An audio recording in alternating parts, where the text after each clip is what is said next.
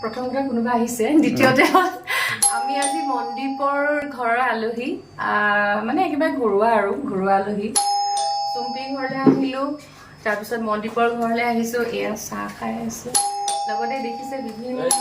কিমান পেটত সোমাব পৰা নাজানো আজি মই ৰাতিপুৱাৰ পৰা খাই আছোঁ এয়া ইমান ধুনীয়া খুৰীক দেখিছে সোমাই মই এটা কথা কৈছোঁ আপোনালোকৰ প্ৰত্যেক ইমানে ধুনীয়া কেলে মানে আমাৰ নিজকে দেখি হাঁহিও লাজ লাগিছে মানুহ দেখিবলৈ ধুনীয়া নহয় মানুহৰ মনটো আচলতে শুদ্ধ লাগে একদম আৰু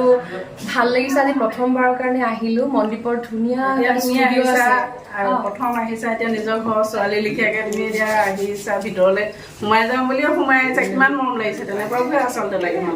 মানে সময় লৈ আহিলে মানে বহুত কেইবি কৰিব মন যায় আচলতে আমাৰ যোৱাকালি ৰাতিৰ আমাৰ অনুষ্ঠান আছিলে যোৰহাটতে গতিকে সেই সূত্ৰে আপোনালোককো যেনেকে লগ পালো সেইটোৱে আমাৰ এটা সৌভাগ্য মানে আমাৰ সৌভাগ্য আচলতে আমি একেলগ হলো এইফালে মোৰ মাও আহিছে প্ৰণামিকা মা এতিয়া জোৱাই বুলি কৈছো গতিকে মনদীপৰ হেৰি তাই ক'ত গ'ল কালি মানে যিমান সময় অনুষ্ঠান কৰিলো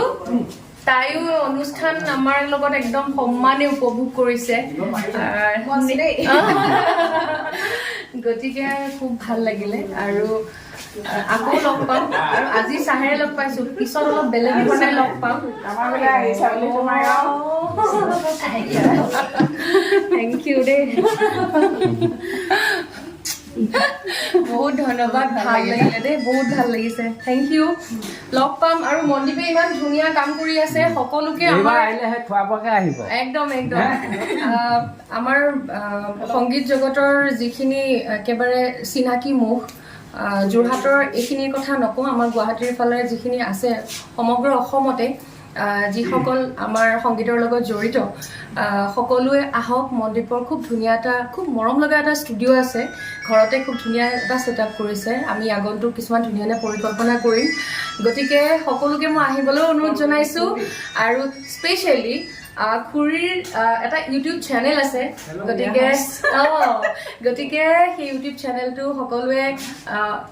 লাইক কৰিব লাগিব ছাবস্ক্ৰাইব কৰিব লাগিব আৰু কিবা এটা যদি ভাল পাইছে অকণমান শ্বেয়াৰ কৰি দিব নে কি কয় খুৰী ভাল লাগিলে